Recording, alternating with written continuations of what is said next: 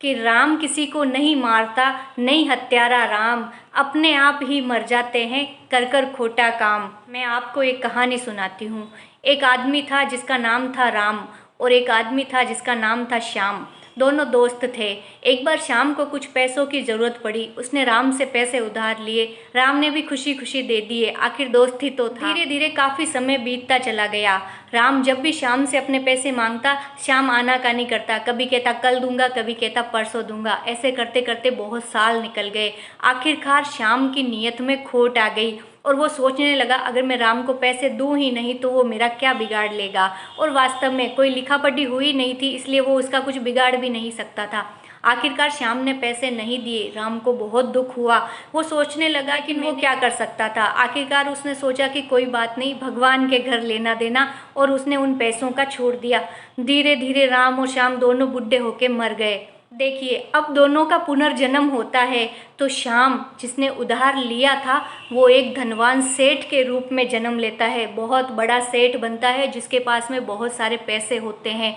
और राम जिसने उधार दिया था वो उसी सेठ के घर में उसका बेटा बन के जन्म लेता है, इकलौता बेटा। जी बहुत खुश है, बहुत सारी धन संपत्ति है, इकलौता बेटा भी हो गया है, सब कुछ है, कोई कमी नहीं है किसी चीज़ की। सेठ जी दान पुण्य भी करते रहते हैं, कभी कभार अच्छे हैं, कुछ बुरा नहीं है।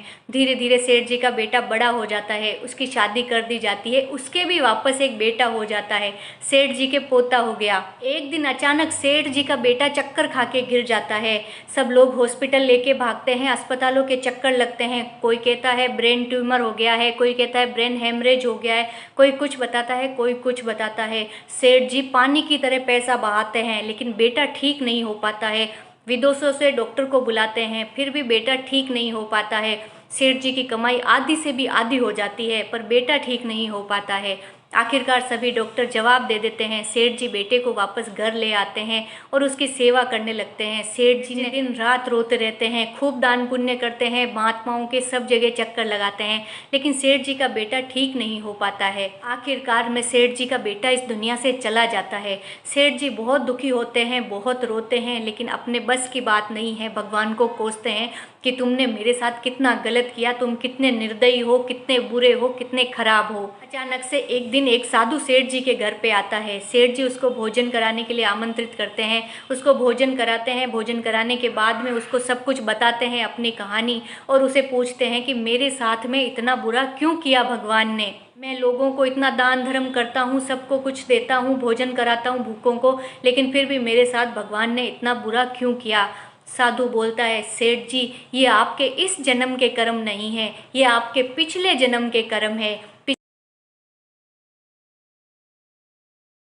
आपने उसका कर्जा लौटाया नहीं था, आपने अपनी नीयत खराब कर ली थी, और वही कर्जा ब्याज और सूद समेत वसूलने के लिए आपका बेटा बनकर इस जन्म में आपके घर में आया। उसने अपना पूरा पैसा आपसे वसूल किया और चला गया। तो सेठ जी ने पूछा क्या मेरे अच्छे कर्मों का कोई मोल नहीं। साधु ने कहा क्यों नहीं, आपके अच्छे कर्मों का भी मोल है, कि अच्छे कर्मों का मोल भगवान ने आपको पोते के रूप में चुकाया है।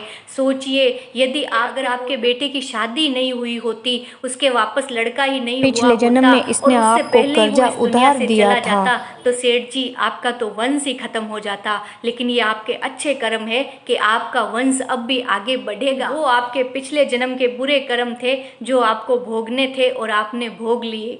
कहने का मतलब ये है कि हम किस जन्म में कौन से जन्म के कर्म भुगतेंगे ये कोई नहीं बता सकता। इसलिए किसी का बुरा करने से पहले, किसी को घर के साथ में दुर्व्यवहार करने से पहले 100 बार जरूर सोचें।